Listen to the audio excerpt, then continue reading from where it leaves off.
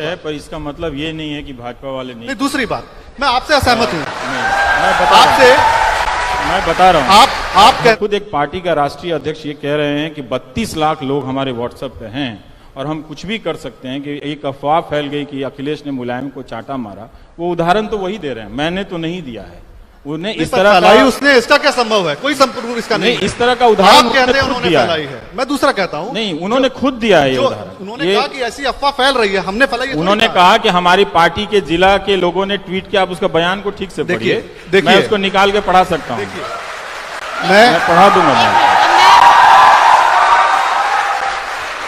अब मैं वो वाली बात भाजपा नहीं, पॉलिटिकल पार्टी से हूं नहीं, मुझे लेना देना भी नहीं, मगर मैं ये भी कहूं, जैसे कांग्रेस के नेता कहते हैं कि जाए हमारी पार्टी तेले ने, वो कहीं भी जाए हमें मतलब नहीं है। मैं सच आपको बताना किसी और पार्टी के नेता नहीं कर रहे हैं, इतिहास की किताब नहीं पढ़ी। मुझे लगता है 50 साल से जो इतिहास हमें पढ़ाया गया है वो फेक न्यूज़ है। आपने गलत इतिहास की किताब पढ़ी है।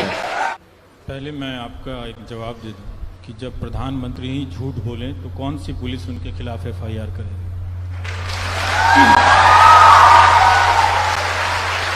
जब प्रधानमंत्री ही फेक न्यूज़ फैलाने वालों को फॉलो करेंगे तो कौन सी पुलिस FIR करेगी? मुझे बता दीजिए।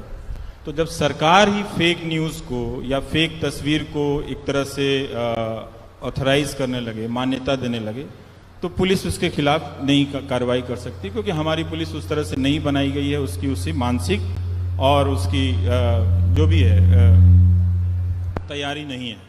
तो हमें इस बात को देखना चाहिए कि वो सिर्फ न्यूज़ नहीं है। जब आप एक बड़े से गैदरिंग में ये कह देते हैं कि भगत सिंह से मिलने कोई नहीं गया, तो वो एक झूठ है, और वो एक सामान्य झूठ नहीं है, वो बहुत सोच समझ के बोला गया एक झूठ है। और इस झूठ से मिलता जुलता बहुत सारे ऐसे झूठ हैं जो आपके अंदर एक नागरिक के भीतर एक बेस तैयार करते हैं। मैं कहता हूं कि क्या इस झूठ के बगैर आप प्रधानमंत्री को नहीं पसंद कर सकते हैं? बिल्कुल कर सकते हैं। इसके बगैर भी उन्हें आप देख सकते हैं, उन्हें गले लगा सकते हैं, पर मैं ये समझना चाहता हूं कि उन्हें इसकी क्यों ज़रूरत पड़ती है। एक बात है, आज ज़रूर दुनिया में फेक न्यूज़ का दौर रहा। फ्रांस में एक 19वीं सदी की बात है कि देफ्रू अफेयर्स बड़ा फेमस अफेयर्स है। तो उसमें होता यह है कि फ्रांस की सेना बहुत ख़राब प्रदर्शन कर रही होती है, तो जो उसका कप्तान है एक देफ्रू, वो यहूदी है, और उसके खिलाफ एक अफवाह फैलाई जाती है कि इसने कुछ महत्वपूर्ण जानकारियां जर्मनी की सेना को दे दी हैं, जिसकी वजह से हमारी स्थिति खराब हुई है, और उसे देशद्रोह की सज़ा दी जाती है। और लेकिन जब बाद में पता चलता है कि नहीं, इसने नहीं किया, जो आर्मी चीफ था उसने इस तरह की अफवाह फैलाई है।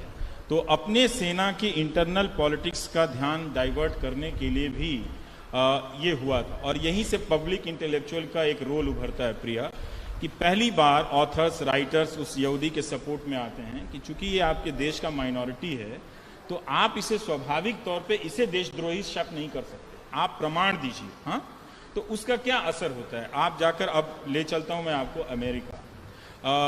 2016 1 दिसंबर को एक खबर वेबसाइट पर छपती है कि हिलरी क्लिंटन पीडोफाइल हैं और लड़कियों के साथ यौन अत्याचार करती हैं। तो ये खबर छपती है और ये खूब वायरल होती है, जहाँ पे जिस वेबसाइट पे बताया जाता है कि वॉशिंगटन DC में ये होटल है, रेस्तरां है, पिज्ज़ा का रेस्तरां है, और इसके बेसमेंट में बच्चों को बंद करके रखा गया है।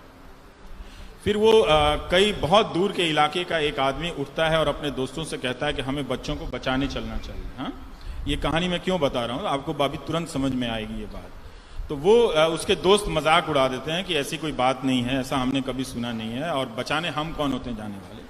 लेकिन वो आदमी उठता है और एक सेमी ऑटोमेटिक बंदूक लेता है और उस रेस्तरां में पहुंचता है।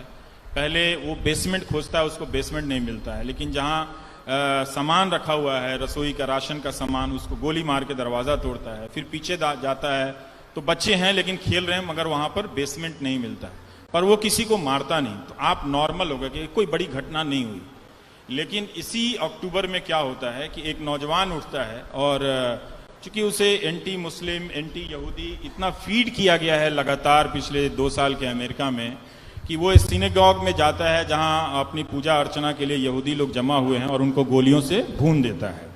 उसी के साथ एक और आदमी है सीजर, जो इसकी नौकरी चली गई है, बेरोजगार है, कहाँ तो वो उसको नाराज होना चाहिए था अपनी सरकार की आर्थिक नीतियों से या सरकार से, लेकिन लगातार नफरत के मैसेजेस के कारण वो वैन में रहता है, उसके पास अपना घर भी नहीं है, तो पूरा जो यहाँ जो व्हाट्सएप का जो मीम होता है उससे उसने अपने कार को पूरा स्क्रीन पे छाप रखा है कि मुझे हिलेरी क्लिंटन से नफरत है, मुझे CNN से नफरत है, ट्रंप जो है वो भगवान का अवतार है, ये सब है। और वो 14 ऐसे लोगों को पार्सल से बम भेज देता है। तो बिल्कुल ये संभव है, पहले भी फेक न्यूज के आधार पर अमेरिका ने स्पेन पे अटैक कर दिया था।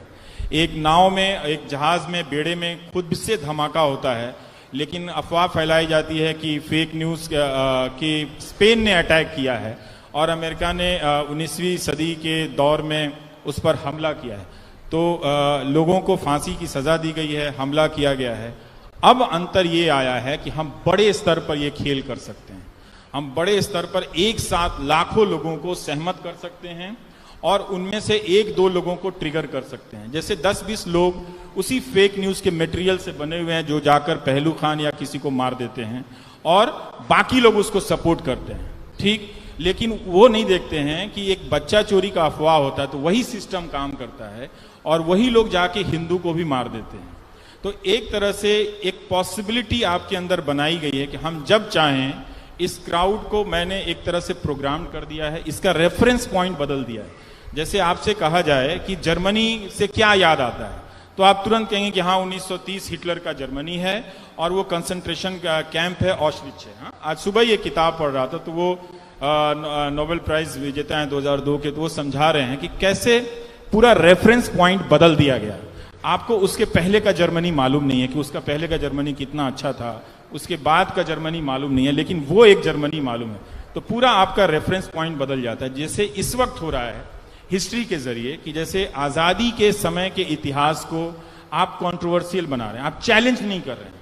चैलेंज करते तो आप सोर्सेज के साथ किताबें लिखते, सेमिनार करते, बात करते, लेकिन टीवी डिबेट में जाके कभी कहते हैं कि इस पटेल ने अन्याय कर दिया, तो कभी कहते हैं नेहरू ने पटेल के साथ धोखा दिया। ऐसा लग रहा था कि जवाहरलाल नेहरू गांधी जी के साथ मिलकर अंग्रेजों से नहीं, पटेल और बोस से लड़ रहे थे। हाँ, और इन लोगों के खिलाफ, क्योंकि पटेल और बोस को सेटल करने के लिए 10 साल जेल में रहे, नेहरू को और कोई काम नहीं था। तो ये नहीं बताया जाता है कि उनकी जीवनी में, आप राजमोहन गांधी की जीवनी पढ़िए तो बड़ा ही मार्मिक क्षण है। 12 दिसंबर 1950 को डॉक्टरों के कहने पे पटेल को जाना पड़ता है मुंबई, क्योंकि यहाँ का जो ठंड है वो बर्दाश्त नहीं कर पा रहे हैं वो। तो जाते वक्त जवाहरलाल नेहरू शाम को मिलने आते हैं, कहते हैं कि जाने की कोई ज़रूरत नहीं है सरदार, हम सब आपका ख्याल रखेंगे, आप यहीं रहिए। लेकिन सुबह उनसे NV गाडगिल मिलने आते हैं और वो कहते हैं कि मुझसे एक वादा करो, मैं अब ज़्यादा दिन जिंदा नहीं रहने वाला हूँ। तो NV गाडगिल कहते हैं कि हाँ कहिए, मैं वादा करता हूँ। तो सरदार पटेल गाडगिल साहब का हाथ अपने हाथ में लेकर कहते हैं कि हिंदी में तो मैंने यही पढ़ा था कि मेरे बाद जवाहर अकेला हो जाएगा, तुम उसका साथ मत छोड़ना। और जो अंग्रेजी में लिखा हुआ है कि उसमें ये लिखा है राजमोहन गांधी ने कि पंडित जी के साथ तुम्हारी जो भी डिफरेंसेस हों तुम उनको छोड़ना मत। तो जो आदमी जिसको हम इस तरह से बाइनरी में प्रेजेंट कर रहे हैं, अपने आखिरी दिन में 15 दिसंबर को उनका निधन हो जाता है और वो जा रहा है, तो हम फेक न्यूज को सिंबलाइज करते हैं। कैसे? आपने वो मूर्ति बना दी। मूर्ति आप बना सकते थे, लेकिन वो मूर्ति बनाने की प्रक्रिया क्या है? उस पूरी प्रक्रिया में 4 साल में आपने पटेल को नेहरू के बरक्स खड़ा किया, छोटा बड़ा करके फिर उसको सिंबलाइज किया। तो वो मूर्ति तो है ही। तो हम और आप, बहुत सारे लोग सरदार पटेल को निश्चल तरीके से उनका सम्मान करेंगे, लेकिन वो एक तरह से वो एक डिजाइन है जो उसने एक पत्थर की तरह बना दी गई है कि जो आपकी फेक समझ है हिस्ट्री की, वो उसका कल्मिनेशन है। तो इस प्रोसेस में वो मूर्ति बनी है। तो मुझे उससे ज्यादा समस्या होती है। ऐसे उनकी मूर्तियों की कोई कमी नहीं है, और भी ऊंची बन सकती है, वो ऊंचे कद के नेता जरूर थे। तो बहुत तरह के आपके साइकोलॉजिकल, अगर आप अलर्ट नहीं रहेंगे, तो मैं जल्दी एक बात खत्म कर देता हूं कि लोकतंत्र में सूचना और समझ का बड़ा रोल है। अगर ये चीज नहीं है आपके पास, तो आप एक गुलाम से भी बदतर हैं। अगर सूचना पहुंचने के माध्यम फेक हो जाएं और सूचनाओं को ही फेक कर दिया जाए, तो फिर आप एक नागरिक के रूप में परफॉर्म नहीं कर सकते हैं। मुझे नहीं लगता कि 150 साल की आज़ादी की लड़ाई हमने इसलिए लड़ी थी कि हम अपनी स्थिति समझ और सूचना के स्तर पर गुलाम वाली बना लेंगे। तो सावधान रहिएगा। ये हंसने या मजाक करने की चीज नहीं है। ये किसी सरकार के आने और जाने से नहीं है। ये किसी के बड़े स्केल पे करने या किसी के छोटे स्केल पे करने की चीज नहीं है। ये जो आपने अपनी आजादी हासिल की थी कि तरह तरह के तर्कों और संदर्भों से आप सोचेंगे, उसको समाप्त करके एक सुरंग में आपको ठेलने की कोशिश है।